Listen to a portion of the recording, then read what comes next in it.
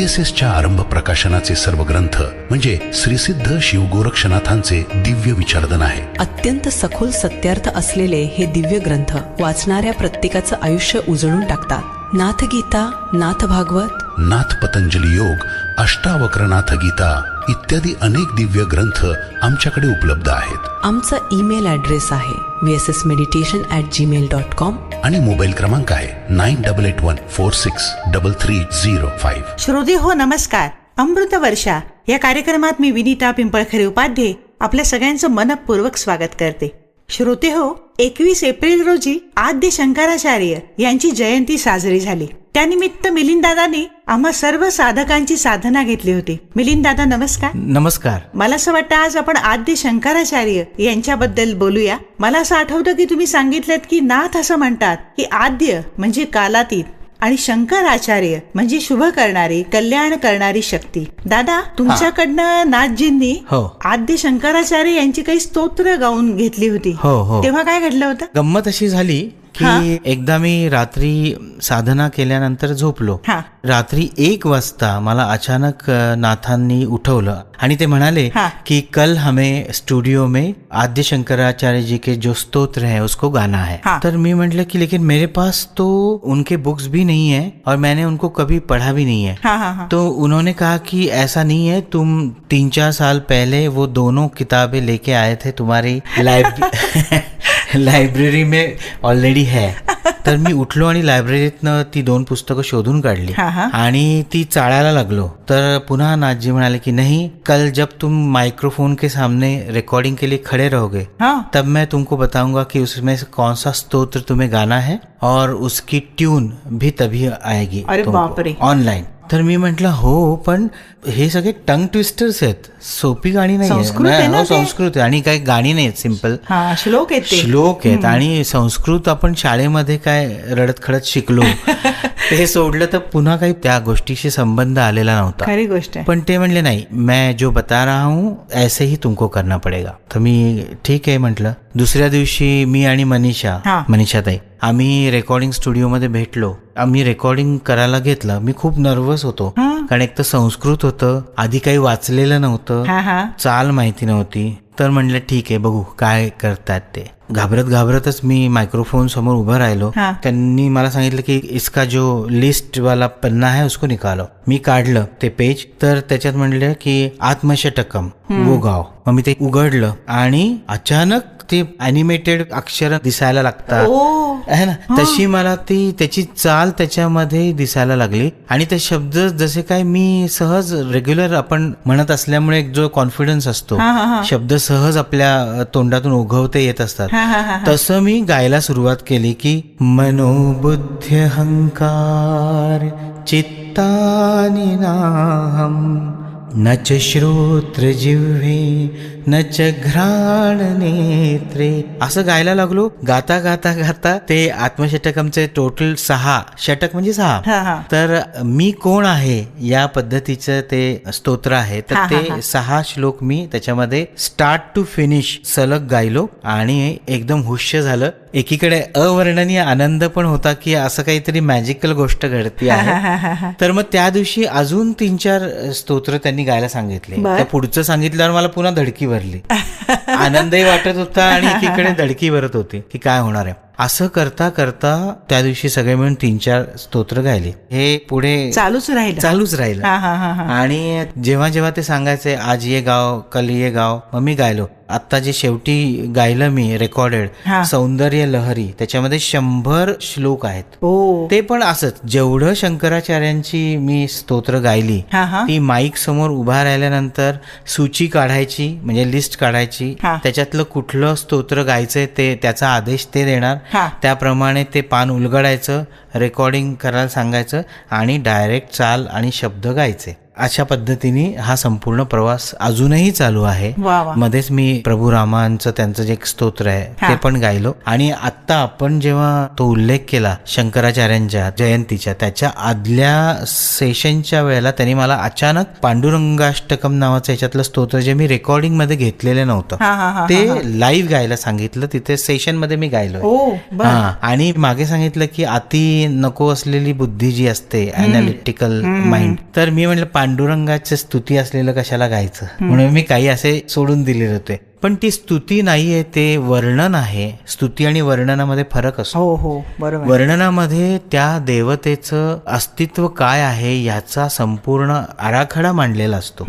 तर शंकराचार्यांसारखी व्यक्ती ही जी प्रगाढ विद्वान आहे आणि ती दिव्य आहे, हे फक्त अध्ययन करून आलेलं पांडित्य नाहीये, त्याच्या पलीकडचं आहे. तर गंमत अशी की मी काही वाचलेलं पण नव्हतं शंकराचार्यांच्या संदर्भामध्ये, तेव्हा मी ते वाचलं की हे जे आत्मषटकम आहे त्याच्या मागची भूमिका काय आहे. तर फार इंटरेस्टिंग आहे की शंकराचार्य खूप लहान वयात 12-13 वर्षाचे असताना आईची परवानगी घेतली आणि कालडी जे गाव आहे तामिळनाडू मधलं तिथून पायी भ्रमण करत करत ते गुजरातच्या नर्मदेच्या किनारी गेले.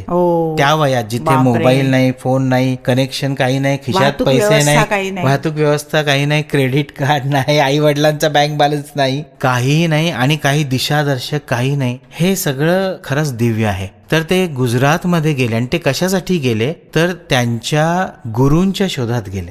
आपलं संपूर्ण जे एज्युकेशन आहे ते चांगलं आयुष्य जगणे या एकाच कामासाठी आपण त्याचा वापर केला. पण शंकराचार्यांनी त्यांचं जे एज्युकेशन आहे, त्यांचं जे अध्ययन आहे ते जगाच्या कल्याणाकरता म्हणून पूर्ण आयुष्य समर्पित केलं, ते एज्युकेशन समर्पित केलं. हा फरक आहे. म्हणून शंकराचार्य एकच होऊन गेले. तर गुरुच्या शोधात गुजरातच्या नर्मदे किनारी गेले आणि त्यांना कळलं की प्रभू गोविंदपाद ते नर्मदे किनारी एक गुहा आहे, तिथे साधनेमध्ये आहेत बसलेले. तर गुहेच्या जवळ गेले आणि एक छोटीशी खिडकीसारखं होतं, तिथे दगड लावलेला होता. त्यांनी त्या झरोक्यातली ती वीट किंवा तो दगड काढला, तर आतमध्ये त्यांना ते साधनेमध्ये ध्यानमग्न असलेले दिसले. तर त्यांनी नमस्कार केला त्यांना. आत त्यांचे गुरु होते. त्यांनी विचारलं की तू कोण आहेस. तर सामान्यपणे मुलांनी काय सांगितलं असतं, नाव सांगितलं असतं, गोत्र सांगितलं असतं, राहण्याचं ओरिजिनल ठिकाण सांगितलं असतं. त्यांनी डायरेक्ट गायला सुरुवात केली, जे मगाशी मी आत्मषटकमच्या पहिल्या ओळी गायल्या की मी हे नाहीये, हे नाहीये, हे नाहीये, हे नाहीये. आणि चौथ्या लाईन मध्ये त्यांनी गायलं की चिदानंद रूप शिवोहम शिवोहम. तर मी चित आनंद स्वरूप असा आहे शिव. ही त्यांची प्रतिभा जी आहे ती गुरूंना अत्यंत भावली की तो स्वतःला शरीर समजत नाही, पंचवायू समजत नाही, पंचकोश समजत नाही. दादा, तुम्हाला काहीही माहित नसताना तुम्ही जे रेकॉर्ड केलं होतं आत्मषटकम, ते आम्हाला ऐकवा ना. हो नक्की. आत्मषटकम. मनोबुद्ध्यहंकार चित्तानि नाहं न च श्रोत्रजिह्वे न च घ्राणनेत्रे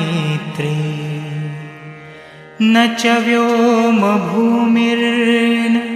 तेजो न वायु चिदानन्दरूप शिवोऽहं शिवोऽहं चिदानन्दरूप शिवोऽहं शिवोऽहं न च प्राणसंज्ञो न वै पञ्चवायुर्न वा सप्तधातुर्न वा पञ्चकोशः न वा पाणिपादौ न चोपस्थपायु चिदानन्दरूप शिवोऽहं शिवोऽहं चिदानन्दरूप शिवोऽहं शिवोऽहं न मे द्वेषरागौ न मे लोभमोहो मदो नैव मे नैव मात्सर्यभाव न धर्मो न चार्थो न कामो न मोक्ष चिदानन्दरूपः शिवोऽहं शिवोऽहम् चिदानन्दरूपः शिवोऽहं शिवोऽहम् न पुण्यं न पापं न सौख्यं न दुःखं न मन्त्रो न तीर्थं न वेदा न यज्ञः अहं भोजनं नैव भोज्यं न भोक्ता चिदानन्दरूपः शिवोऽहं शिवोऽहम् चिदानन्दरूपः शिवोऽहं शिवोऽहम्